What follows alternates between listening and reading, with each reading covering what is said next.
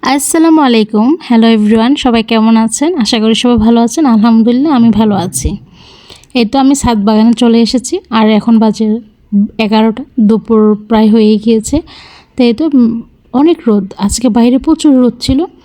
তো ভাবলাম যেহেতু শুটকি ভুনা করব সেই জন্য অবশ্যই তো বরধনা পাতা লাগবে। বরধনা পাতা ছাড়া তো শুটকি ভুনাটা জমবে না।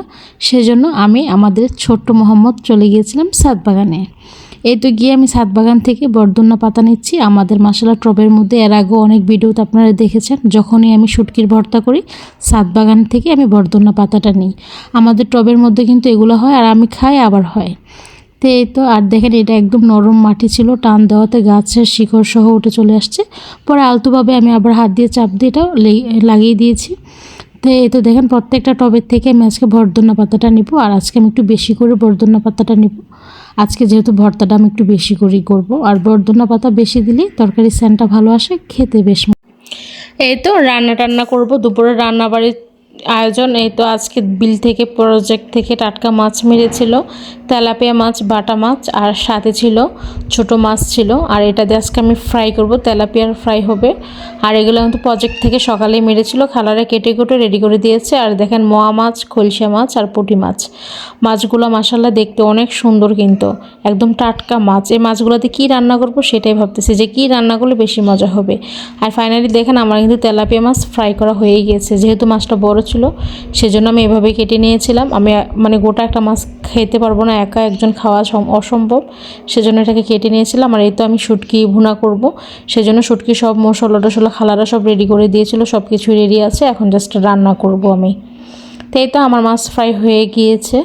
আর আজকে ছোট মাছটা আমি ভাবছি পরে যে বেলুম্বু দিয়ে আর টক করব টমেটো দিয়ে, তাহলে অনেক মজা লাগবে ছোট মাছটা। আর লাল শাকটা খালারা কেটে রেখেছিল, খালারাই ভাজবে লাল শাকটা। আর আমার বড় যা গরু দিয়ে কিমা করবে, গরুর কিমা হবে, সেজন্য 4 কেজি গরু ভিজানো হয়েছিল। তো এই তো ফাইনালি আমি শুটকি ভর্তা করতে চলে এসেছি। আর সব মশলা দিয়েছি এখানে, জিরার গুঁড়া, ধনিয়া গুঁড়া, গুঁড়া মরিচ, লবণ, হলুদ দিয়েছি, আর গোটা রসুন দিয়ে দিয়েছি কোয়াগুলো, সাথে একটু রসুনও দিয়ে দিয়েছি, খেতে বেশ ভালো লাগে। আর গোটা রসুন দিয়েছি, ভাতের সাথে যখন গোটা রসুনটা মেখে মেখে খাওয়া যায় তখন খুব মজা হয়।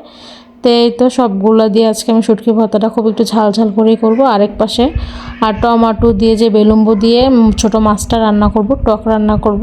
আর খেতে কিন্তু বেশ মজা হয়, এই টক ছোট মাছের টকটা খুব মজা হয় খেতে। আর আমি কিন্তু বেলুম্বু, এগুলো আমাদের গাছের বেলুম্বু দিয়ে টমেটো দিয়ে সুন্দর করে টকটা রান্না করব।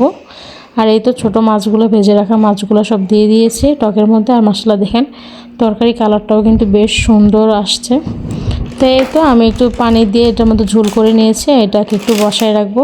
আর এই দিক দিয়ে আমার শুটকির মধ্যে এখন যে ছাদ থেকে আমি বরধনা পাতাগুলো এনেছিলাম ওগুলো দিয়ে দিব শুটকির মধ্যে।